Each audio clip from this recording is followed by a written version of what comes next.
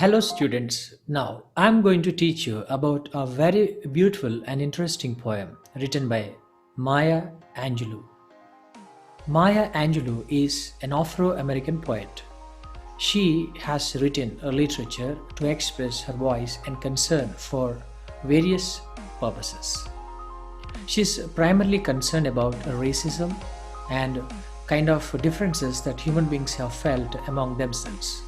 Now, in the present poem, Human Family, the title of the present poem I'm going to discuss is Human Family, in which she is very much strong and critical about how we feel ourselves towards others. She tries to compare various phenomenal aspects, bringing all on one single platform together. We will see now how the poem is going all about. Well, you could see here Human Family. It's an abridged version exclusively meant for you at PUC level. Each student is expected to get some knowledge out of this poem. This poem is for various purposes. This gives you a very great deal of knowledge on how you can build up good relationships with people and how you can possibly feel democratic when you really meet people from various countries and various parts of the world. It is likely that we in lifetime absolutely have to meet people who represent various identities, races, and communities. At times, we have some kind of belongingness. We just give importance when we go out to our mother country or else to our language, to the cultures we were born and brought up. No problem at all. But at the same time, equanimity, so, brotherhood, universal brotherhood are very important. With this view, right now, the poem written by Maya Angelou is going to make us aware of how important it is going to be to understand the universal brotherhood. Now, let's all get started. In this poem, we have this first stanza. Before that, let me just ask these questions. When we meet foreigners or strangers, do we note the differences first or our similarities with them? Is it good to interact with people from other countries or cultures? Why and why not? What does such an interaction teach us? We are so much always happy to talk to foreign people when they are in our country or when they have come to us on a particular mission. Definitely we just would like to know about their language, culture, how people live, and various other aspects that we are so much eager about.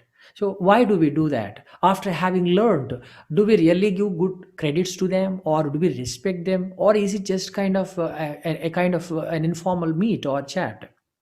We'll have to see. This, I note the obvious differences in the human family. The poetess says, some of us are serious, some thrive on comedy. In the very first stanza, she says, people have clear differences in the human family. Here, human family, which she refers, mean that she talks about people in the world, not people specifically belonging to one particular country. So they have seriousness towards their country, their identity and their cultures, and they want to segregate themselves based on color, creed, caste, and various other aspects, and race particularly. So she just talks about this. Similarly, in the second stanza, she says, some declare their lives are lived as true profundity, and others claim they really live the real reality.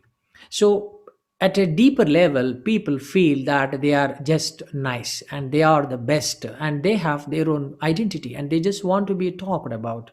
Whereas others claim really live the reality, real reality.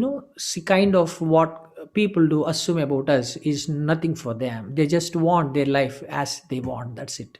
So, in the second stanza, she makes a very powerful and strong statement that people have their own whims and fancies, and they are of various uh, types, and they have differences themselves, or among themselves, and the differences prop up when they meet others, and they easily compare with them.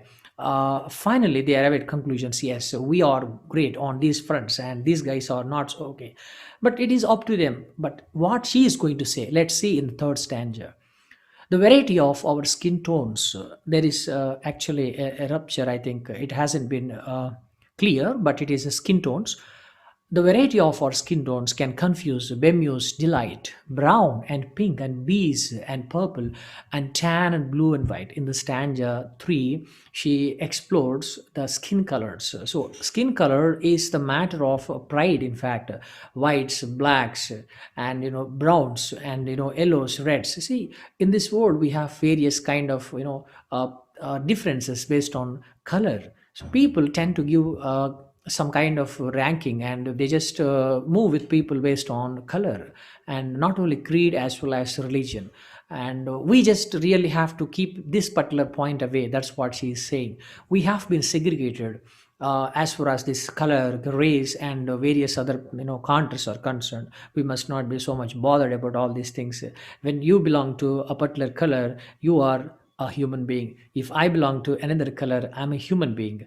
Whether it is a man or woman, these are two different creatures on this earth. So we ought to be respecting each other as long as we live, and we ought to be so great to one another. This is what she's going to say. What a phenomenal aspect, how this really have great impact. Similarly, in the next stanza, she says, I've sailed upon the seven seas and stopped in every land. I've seen the wonders of the world, not yet one common man. One common man, she has gone and has had a voyage and has gone to various countries in the world. She has observed, she has closely looked at people, and she has seen all the people, men and women of various races, cultures, and backgrounds. So finally, she has arrived at a conclusion. All people have differences physically, but two eyes, nose, and physical features are okay, but colors do differ. That's all. And even if you look at people of Indian origin, people from American origin definitely are human beings, but what we really look at is their nationality could be different and their skin colors could be different. Just like that, there is no much difference. That's what she's trying to tell us. She has been to various countries in the world, and she has observed that we are all human beings. Only thing is certain issues which categorize us to be X or to be Y or Z, only color of the skin and our attitudes simultaneously. I know 10,000 women called Jane and Mary Jane, but I have not seen any two who really are the same. She's trying to compare. If you take just people who have been called with the same name, 10,000 or more than that, if you pick two guys together, keep side by side, the similarities can be found very hardly. That means we don't have any possibility to find similarities, because at least there could be some different points or different features which will segregate the people from one to the other. That's what she's saying. If you think you only particularly from your nation or from your country, your place, you are so united, or you are something, you are great. No, that view is a very linear, menial view that you should have to give up. What you can understand is all people in this world are same. Only differences occur as far as their skin color and their differences in terms of their thoughts. That is just we have to understand. And she says further, mirror twins are different, although their features zibe. In minor ways, we differ. In major, we are the same. Yeah. If you keep two twins side by side, you definitely can find differences. If that is the case, however, this world it's of diversity. In this diversified context, we definitely find physical features to be different. For that matter, we don't have to psychologically differentiate ourselves. We can still stay together and stay connected. That's what the globalized scenario always talks about. Mirror twins are different, although their features jibe. In minor ways, we differ. In major, we are the same. I note the obvious differences between each sort and type, but we are more alike, my friends, than we are unlike. How great it is! Maya Angelou is saying and calling us my friends. She belongs to Africa American community. Now she is asking all the people in the world to be united and to just give respect to each other and one another. She is not trying to segregate, she is trying to unite, and she is asking us to share love, affection, and understanding to others.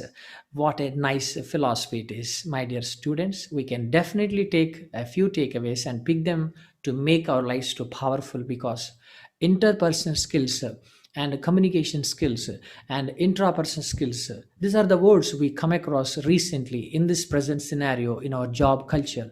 When we do really give importance to these phrases, we ought to be more realistic than ever. So we have to understand how we can give respect to others and how we can move with people, keeping aside all kind of deformities in our minds, that casteism, creed, religious perspectives, regionalism, language, linguistic differences. Such things shouldn't ever be there. We have to be united. We must have to appreciate people's success and we need to celebrate life. What a beautiful thing. Identity matters when you really have to get a job, but being a common creature on this earth who can listen, speak, and respond, we are supposed to be more genuine and we are supposed to be more friendly with others. And we will also see, my friends, we are more alike than we are unalike. We are alike, she says, which, she's using two different words, like and unalike. It's an opposite word. It means, be it an African, be it an Australian, American, Indian, we are all same. Few physical differences segregate us, that's all. We think, we cry, we have affection for families, and our kids play, and all people in the world want to make money, and they have sorrows, they have pleasures, and they have all sort of institutions and scenarios. Maybe the practices could be a bit different from one country to the other country, but we are all common by nature. So our attitudes determine what kind of altitude we go up to create kind of a success. That's all. Otherwise we should not have to bother much about any other thing. And we are also going to learn something on we are more alike, my friends, than we are unalike. We are more alike, my friends, than we are unalike. She's strictly and repeatedly trying to focus and stress on what she means. In fact, we are all alike. My skin color could be brown, your skin color could be white, but we are human beings. Do not lose the connectivity with this feeling. With this being said, dear students, I would like to stop this lesson on Maya Angelou's human family. I believe you have understood the concept of this particular entire poem.